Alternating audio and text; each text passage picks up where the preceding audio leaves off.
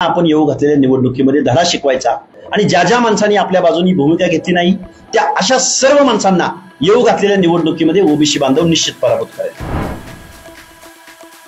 जे जे पक्ष आमच्या ओबीसीच्या विचारांचे उमेदवार उभे करतील, रिझल्ट ओरिएंटेड असतील, त्या लोकांना आम्ही सपोर्ट करू। मताचीच भाषा जर यांना कळणार असेल तर मतानेच उत्तर येऊ घातलेल्या निवडणुकीमध्ये यांना भेटेल। लोकसभेत मराठा फॅक्टर चालला, आता विधानसभेत ओबीसी फॅक्टर जादू करणार। मनोज जरांगेंनी लोकसभेचं चित्र बदललं, आता लक्ष्मण हाके विधानसभेत तोच पॅटर्न राबवणार। लोकसभेला मनोज जरांगे पाटलांमुळे प्रस्थापित नेत्यांना जो धक्का बसला तोच धक्का आता लक्ष्मण हाकेंमुळे मराठा नेत्यांना बसणार। अशा अनेक प्रश्नांना कारण ठरलंय ओबीसी नेते लक्ष्मण हाके यांचं हे वक्तव्य। जो उमेदवार ओबीसींना समर्थन करेल अशाच उमेदवाराला ओबीसी बांधव मतदान करतील, असा इशाराच ओबीसी नेते लक्ष्मण हाकेंनी दिलाय। लक्ष्मण हाके नेमकं काय बोलले तुम्हीच ऐका।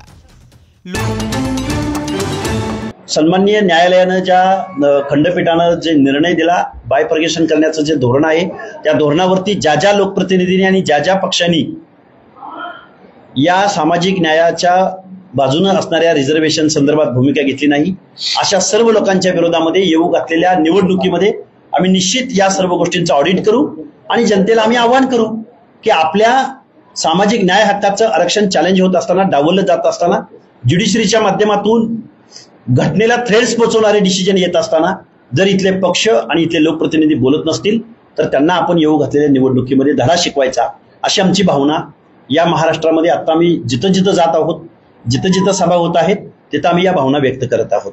शेवटी अंतिमतः आम्हाला जनतेच्या दरबारात जावं लागेल। जनतेच्या दरबारात जात असताना जनतेच्या दरबारात ओबीसीनी का जाऊ नये हाही एक सवाल या महाराष्ट्रामध्ये आहे। आणि आम्ही निश्चित जर इथल्या राज्यकर्त्या लोकांना जर निवडणुकीची भाषा समजत असेल, बॅलेटची भाषा समजत असेल, मतांची भाषा समजत असेल तर ओबीसी सुद्धा इथून पुढच्या कालावधीमध्ये मताचं राजकारण करेल आणि आपलं उपद्रव मूल्य निश्चित दाखवेल। आणि ज्या ज्या माणसांनी आपल्या बाजूनी भूमिका घेतली नाही त्या अशा सर्व माणसांना येऊ घातलेल्या निवडणुकीमध्ये ओबीसी बांधव निश्चित पराभूत करेल।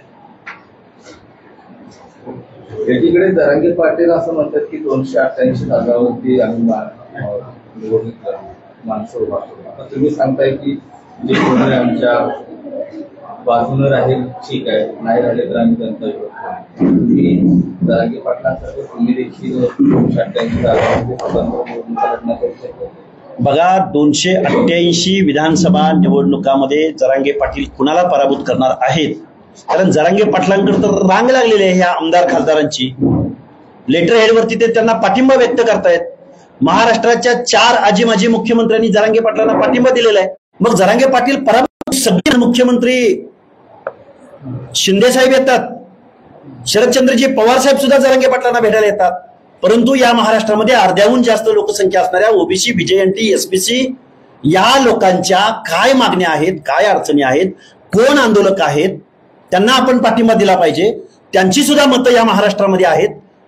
शोषित, वंचित, पीडित लोक जी सामाजिक न्यायाच्या प्रतीक्षेमध्ये आहेत, पंचायत राज मधलं आरक्षण त्यांचं डावललं जातंय, पण एवढे आजी माजी मुख्यमंत्री जर जरांगे पाटलांच्या भेटीला येत असतील, अंतर्बलीला येत असतील तर ओबीसी या सगळ्या गोष्टीकडं अतिशय सावधपणे या गोष्टी पाहतोय। आणि जर राजकारणाचीच भाषा या लोकांना कळणार असेल तर येऊ घातलेल्या विधानसभेच्या निवडणुकीमध्ये याचं प्रत्यंतर तुम्हाला दिसेल। निश्चित आहे। बघा, पहिल्यांदा आम्ही जे जे पक्ष आमच्या ओबीसीच्या विचारांचे उमेदवार उभे करतील, रिझल्ट ओरिएंटेड असतील, त्या लोकांना आम्ही सपोर्ट करू। त्यानंतर आम्ही ओबीसीचीच माणसं ओबीसीला मतदान करतील आणि नंतर मग एससी आणि एसटीला मतदान करतील। आमचं ठरलंय ओबीसीला पहिल्यांदा मतदान करेल आणि दुसऱ्यांदा एससी एसटीला मतदान करेल, हे आमचं धोरण ठरलंय। अल्पसंख्याक उमेदवाराला ओबीसी मतदान करेल, कारण मताचीच भाषा जर यांना कळणार असेल तर मतानेच उत्तर येऊ घातलेल्या निवडणुकीमध्ये यांना भेटेल।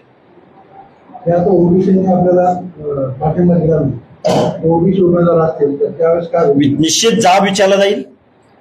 तुम्ही कायद्याच्या सभागृहात बोललात का? आंदोलन सुरू असताना आंदोलनाला पाठिंबा दिलात का?